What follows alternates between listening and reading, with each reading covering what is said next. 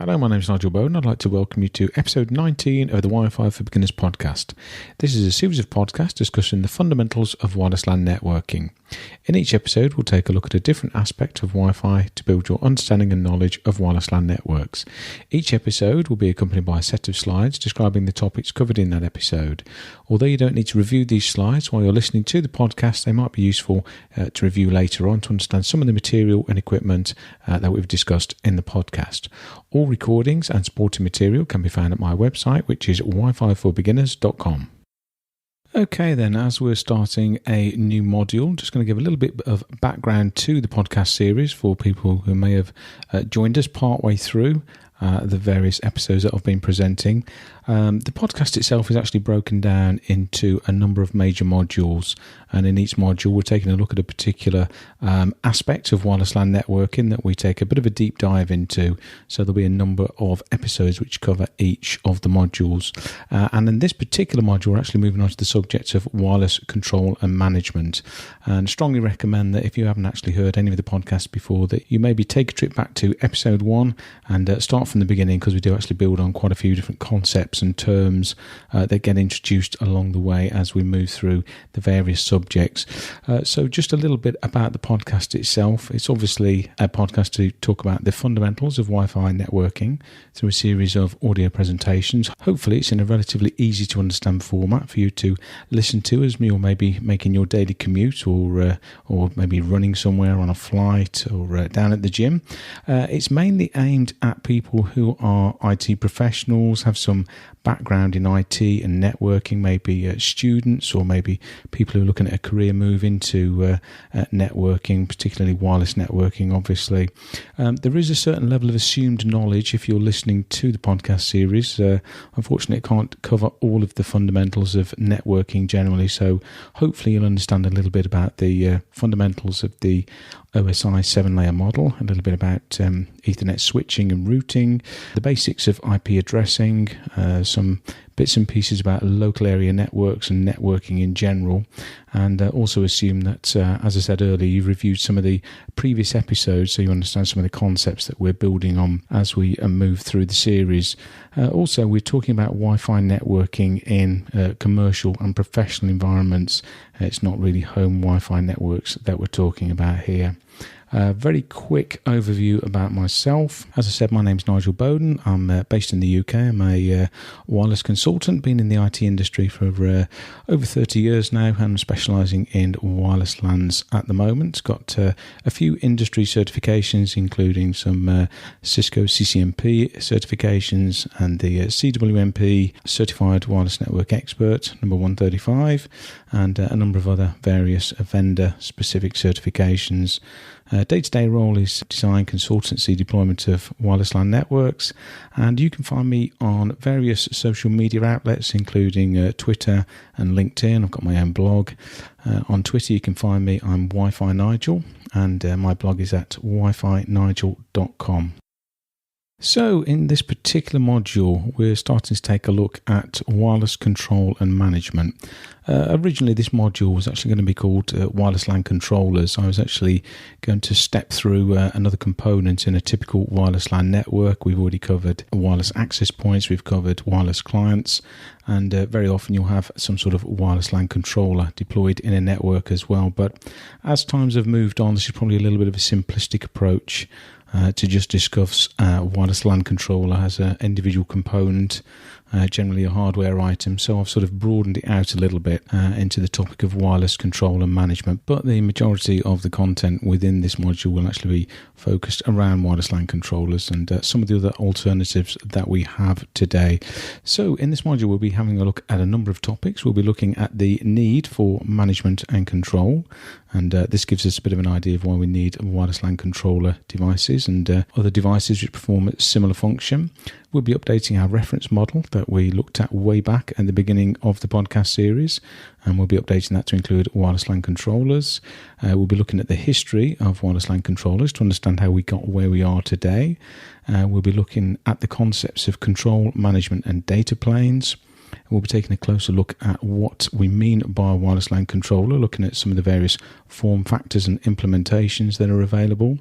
We'll be having a look at wireless LAN connectivity, taking a look at the data plane paths that are available to us, and also looking at AP tunnels that are formed between wireless LAN controllers and access points.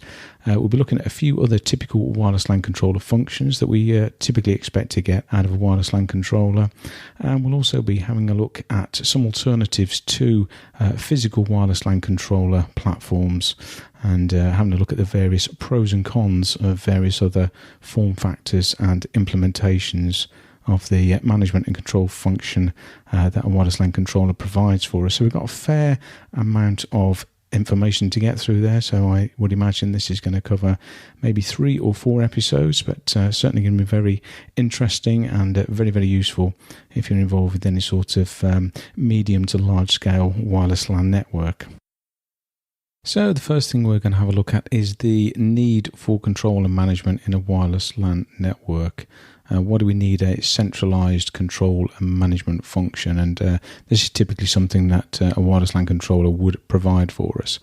And this is driven by the fact that once we actually move beyond a handful of individual access points, then actually managing them becomes very burdensome from a administration point of view. It becomes time consuming and it becomes very error prone. And we've looked previously at wireless access points individually, but you can imagine once you actually start to deploy tens or hundreds of them across a building or a campus or some sort of distributed network, trying to actually keep them all in sync from a config point of view and configure them en masse is very, very challenging if you have to visit each individual AP to perform configuration on it. There's various aspects of the configuration we might like to replicate many times, things like the SSID configurations that we want to use, the SSID names, that we want to make available across the network, with maybe radio policy settings we want to apply to all of our radios. That might include things like the bands that we're going to use, the speeds that we're going to support on each of the bands. There may be things like security settings that we need to apply to our SSIDs. And this would be things like authentication mechanisms that we want to enable, and also things like security mechanisms such as access control lists that we'd like to apply to an SSID potentially. And when we're talking about, as I say, rolling these things out across a large number of access points, only a centralized management technique of some type can actually provide this. We can't actually keep SSHing around to all of our access points or browsing to their web interfaces and keep setting them all up individually. We need one centralized point to push our configurations out from. Similarly, once we move beyond a handful of individual access points, there are various control functions that we really would like to get coordinated from a central point. So this is a sort of decision-making process that needs to be automated from a central point to coordinate the way the whole of our wireless infrastructure actually operates. And this could include things like channel assignments. We'd like to maybe auto-assign our channels on our access points to avoid co-channel interference with our own access points that are in the same building. We've talked previously about the harm which co-channel interference can cause to our network, which eating up the airtime available to our clients. And also we may have neighbouring access points from other networks, other buildings nearby, and we'd like to avoid those. So being able to automatically assign our channels from a central point is very, very useful indeed. Also, we've got things like AP power management. We'd maybe like to adjust the transmit power of our wireless access points to suit the environment that they're deployed into. We'd like to automatically change the cell size, again, to avoid things like co-channel interference, which again can be very useful in terms of ensuring the efficiency of our airtime for our clients. We'd also maybe like to have the automated control of roaming-related functions for our clients. For instance, if we'd like to make encryption keys available between access points as clients roam from AP to AP, we need some sort of centrally coordinated decision-making process to make this happen. Also, functions such as rogue detection and mitigation of rogues, that's wireless intrusion prevention features, need some sort of centralized or coordinated function within the wireless LAN controller. And this is another instance where we need a global view of our wireless LAN infrastructure to be able to coordinate any sort of responses and monitoring of these types of security events. And as I've previously mentioned, a wireless LAN controller is often used to provide these management and control functions. It's not the only solution to provide both of these, but it is a very popular option. And just want to sort of draw the distinction between the management and the control function. The management function is where we actually set particular individual parameters, maybe on our wireless access points, which are part of the static configuration. And with the control function, we're actually taking part in some sort of decision-making process, some sort of coordinated control activity, very much akin to the way routing protocols operates in a routed network, whereby we have automated responses to changes in network topology. In the same way, we want our wireless LAN controller to react to changes in the wireless LAN environment. So thinking back now to our original reference model that we discussed way back in the early episodes of this podcast, we tried to pull together a reference network model, which would be something that would be fairly easy to visualize, which you'd be fairly familiar with, to sort of understand how the various components of our wireless LAN infrastructure typically hang together. And just thinking back to that reference model, we had our typical core, distribution and edge layer, traditional wired infrastructure, and out at the edge on our layer 2 edge switches, we connected up all of our wireless access points. Our wireless LAN clients connected wirelessly to the wireless LAN access points, and the access points connected into the edge switches allowed access into the rest of the wired infrastructure. Well, now we're actually going to extend that slightly, and we're actually going to add some wireless LAN controllers in at the distribution layer. So if you can imagine the core, distribution and edge layers, we're actually putting in a wireless LAN controller connected into our layer 3 distribution switches. Depending on the implementation of your network, it could be the core or distribution where we actually connect in the wireless LAN controllers. But now we have the wireless access points out at the edge talking to our layer 2 edge switches, and in the distribution layer there we've got the wireless LAN controller. And what we tend to find in this sort of environment is our wireless access points will actually form a tunnel back to the wireless LAN controller that they're assigned to, and this tunnel will be used to pass management, control and even user data across between the wireless access points and the wireless LAN controller. So that's our new modified model. We've got a core, distribution and edge with our wireless LAN controller connected to our distribution switches, and the access points as before connected onto our edge switches. If you are following along with the slide deck, please take a look at slide number 8, where you can see our updated version of our reference network model. So now we're just going to take a quick look at the history of wireless LAN controllers. This is just to give us some context as to where we are now with the various solutions which are available. Good old physical wireless LAN controllers are not the only game in town anymore. There are plenty of other options. They are still a very popular option, particularly in larger enterprise deployments. But as I say, they're not the only solution available. And I think understanding how they've evolved over time and how we've got to where we are now is actually quite valuable. So just a very brief history of wireless LAN controllers and a very brief look at the options that they've evolved into.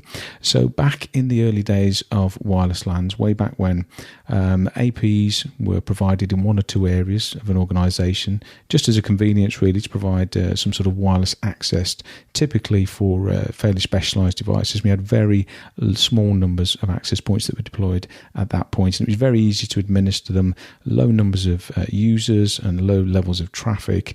In those days, there was very little security, little or no security in fact, because wireless LANs are very much sort of niche technology. And then over time, the demand for wireless access grew, as we know, as we talked about when we were talking about our wireless LAN clients in a previous module. And we started to get specialised equipment, things like hand scanners in warehouses and voice handsets in medical environments became very popular, and we started to get laptops creeping into more common use within organisations. And this drove the requirement for more and more access points to be deployed around various companies, facilities, establishments. We had more access points which were required at this point. Still relatively small numbers of users and low levels of data, pretty minimal security, but it was getting more and more difficult to actually administer this growing number of wireless access points as wireless networks grew in popularity.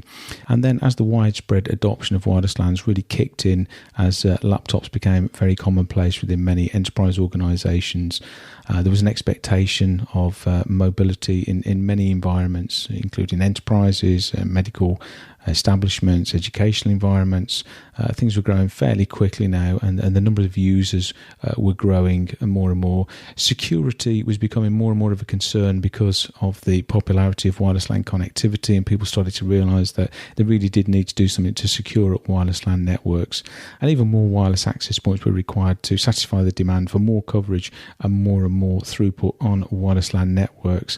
And at this point, trying to administer individual wireless access points was just too much of a challenge for organisations to keep up with, especially, as I've mentioned previously, trying to standardise configurations across many APs, standardising things like your wireless LAN configurations, including SSID naming, security setups.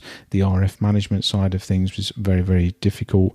Things like channel planning, power settings for wireless access points was incredibly difficult to do. And this is where the requirement for a centralised management of wireless LAN infrastructure came from. And also hand in hand with that was the requirement for coordinated control of both access points and wireless users and clients using the network. And also there was a requirement for a rich, coordinated set of services and features across wireless LAN networks. And so some sort of common administration point was desperately required as wireless networks grew to be many hundreds or thousands of access points. And this is the requirement that wireless LAN controllers were created to meet. So instead of having many individual access points, each one being a standalone, autonomous access point, as it's known, with each one having an individual configuration setting, all access points were configured and controlled from a single central point, which was the wireless LAN controller.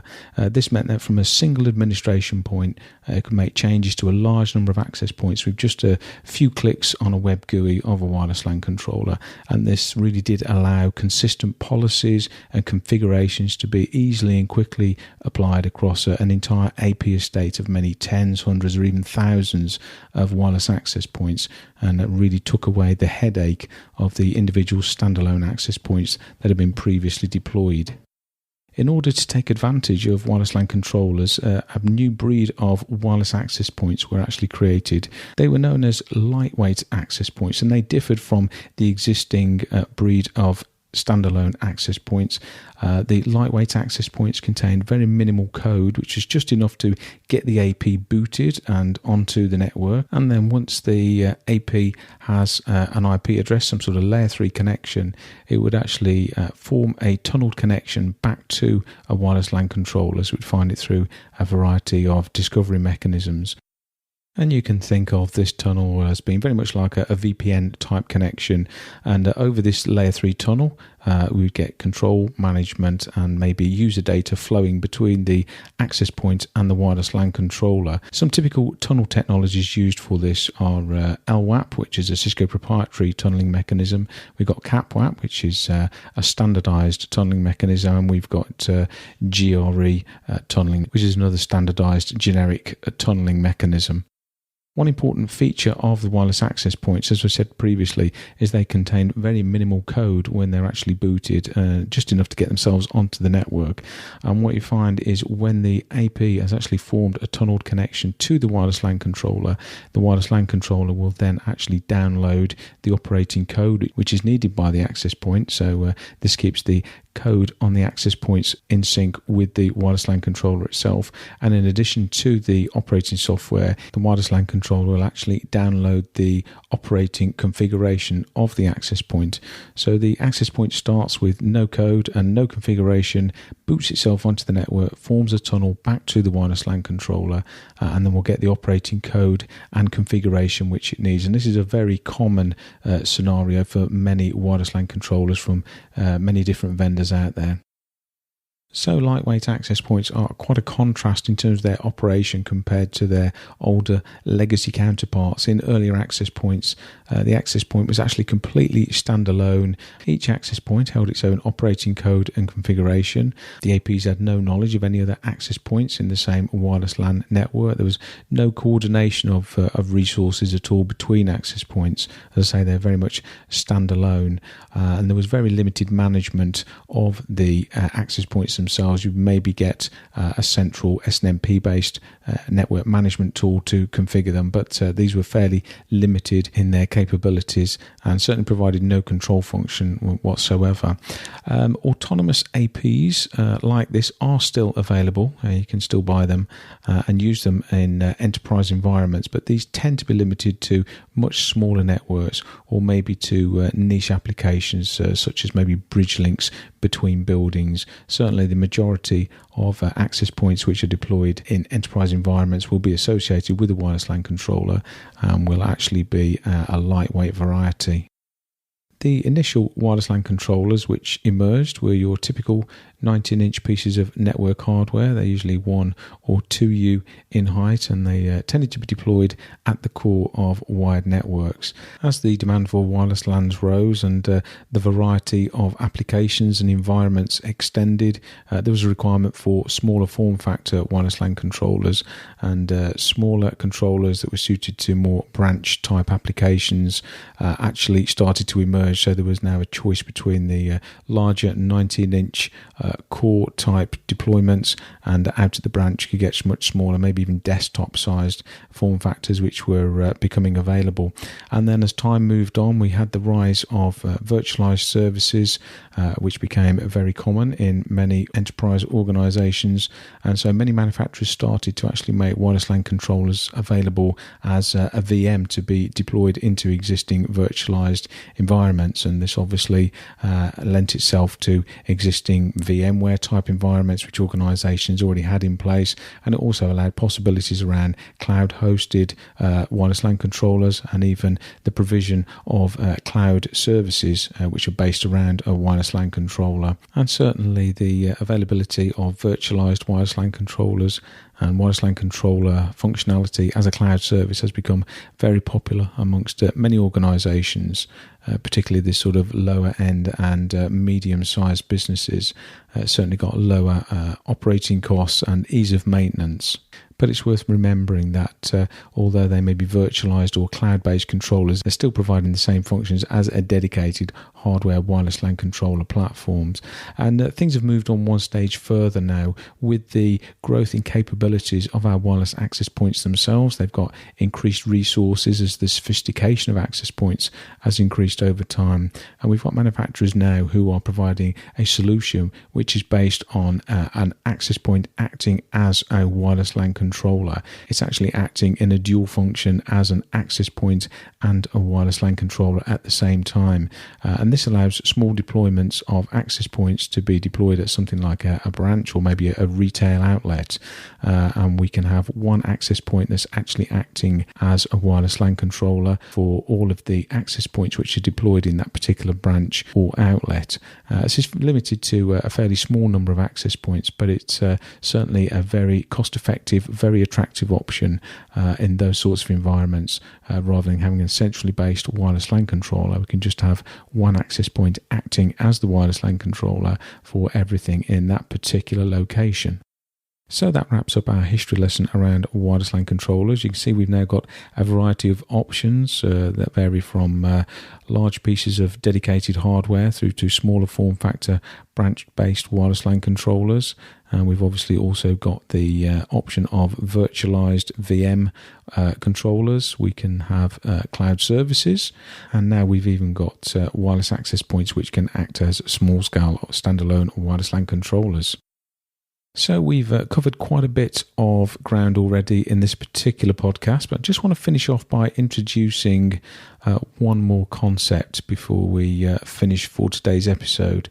One very important concept in networking generally, and it certainly applies to wireless LAN networking, is the concept of a control plane, a management plane, and data plane within a networking architecture. And we've already sort of touched on these elements. We've talked about control functions, management functions, and user data flows, but just want to sort of formalize this a little bit more. So the control plane, management plane, and data plane are conceptual elements within our wireless LAN infrastructure. They're functions, if you like, within the wireless LAN infrastructure which may be provided by one or many components So looking first at the control plane, and this is the decision-making, the coordination and signaling type functions that are provided within a wireless LAN infrastructure. And examples of this is things like the coordination of our AP channel assignments amongst our access points, the coordination of client roaming. We've talked about making encryption keys available between access points, and things like client load balancing between access points. These are all functions of our control plane.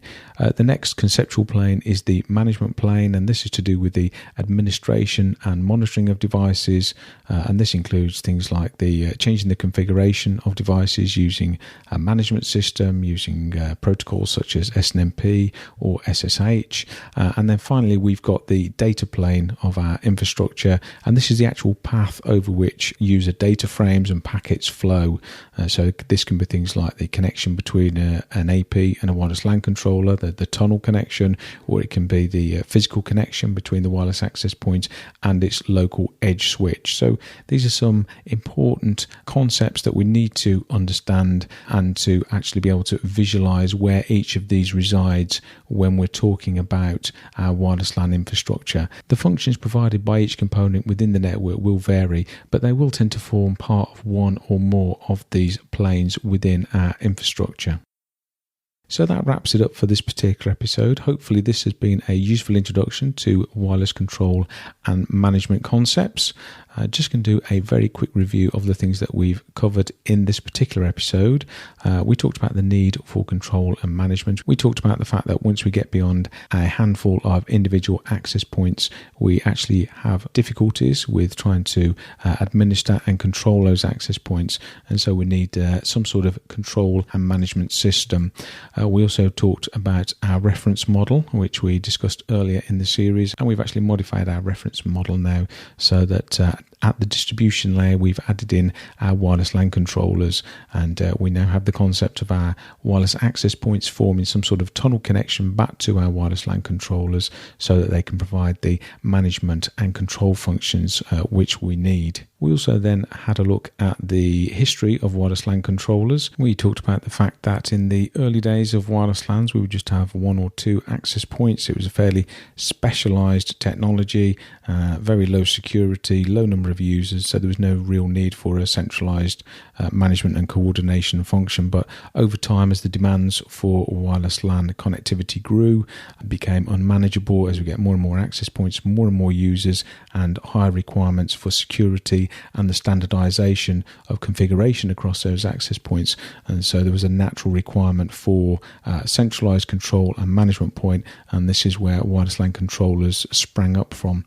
And then over time, we've moved on from traditional 19-inch network appliances, which were the initial wireless LAN controllers that emerged. We moved into smaller form factor wireless LAN controllers for branch environments.